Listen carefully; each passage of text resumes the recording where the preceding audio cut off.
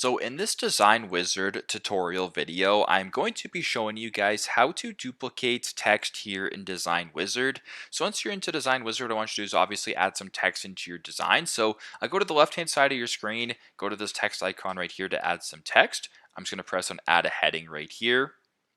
So once the heading is added, what we're going to do is actually just drag this over and make it a little bit larger so it's easier for you guys to see. And if you want to duplicate the text, the simplest way to do it actually is to just press on the text. If you're on if you're on a keyboard, if you're on a Mac, for example, press on Command C and then Command V, and you just copy and paste it and you duplicate it this exact way. So it's the exact same thing. So you can delete that as well.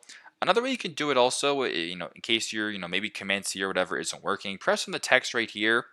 Go to these three different options right here. So there's lock, there's copy, and then there's delete. If you just simply go ahead and press on copy right here, right in the middle, you copy it, you duplicate it, and boom, there you go. Pretty straightforward. But that's how you guys can duplicate text here in Design Wizard. Thanks again for watching, and I hope this video helps.